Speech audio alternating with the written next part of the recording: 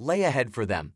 Little did I know on this day that I was about to enter a very dark period and come out with a more joyful life than before. It also happened to be the day before our youngest son's first birthday party.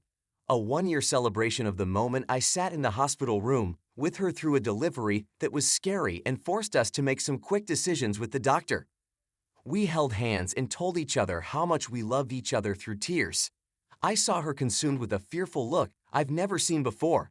She was sweaty, messy, unkempt, and in pain, but all I saw was the only person I wanted to be with. While I was scared, I was also excited for the next step we were taking on our beautifully perfect path as family. Fast forward 1 year later, I had the day off of work. She had been struggling with stress and feeling like she lost a step after returning to a stressful job after 9 months of maternity leave.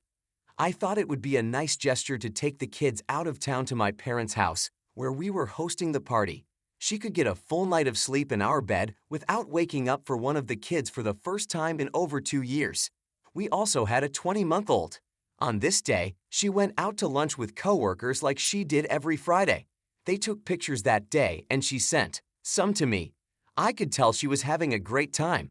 I meanwhile sent her a photo of my youngest son's high chair, him, myself, and our floor covered in diarrhea.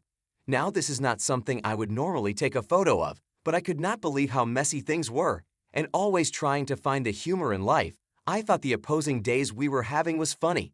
Skip ahead if you don't want details. He got sick at breakfast, and his diaper somehow got moved to the side.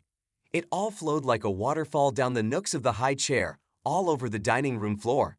I had to keep our very curious dog and our toddler away from what looked to them like the most interesting finger painting project ever.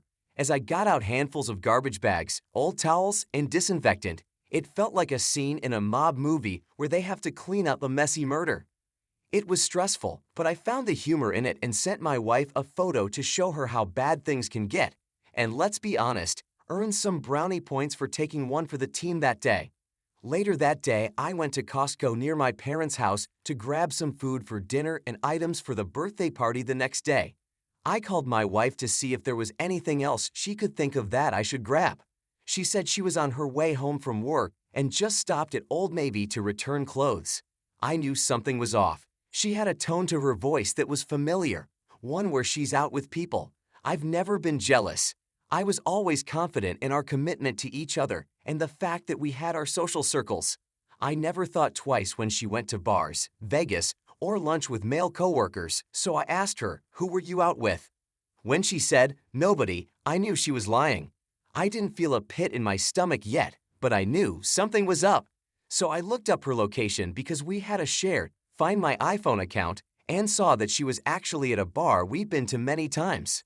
Okay, I thought, maybe she's meeting up with somebody and planning some sort of surprise for me. I mean, technically, I wasn't wrong. Paranoia starts to creep in. I checked in periodically through the night to see where she was going, and she did go to Old Navy eventually. I called her about an hour later when I was making some instant Kraft macaroni and amp cheese because there was a weird texture in the bowl, and, apparently, I forgot Google existed in that moment, and I probably wanted to check in for more clues. She told me the texture was normal, and it even says so on the container. She was right. She also sounded mildly annoyed. I found out later that he was in the car with her on speakerphone. For the sake of not identifying anyone, let's call him Donald. Why? Because unlike me, he's very political and makes it a big part of his life. I'm pretty middle of the road. He can't stand anyone conservative, but especially Donald Trump. So while I'm not a Trump fan myself, it feels very fitting to call him Donald going forward. Let's break down the similarities real quick just to rub it in more. They both feel like they are always in the right.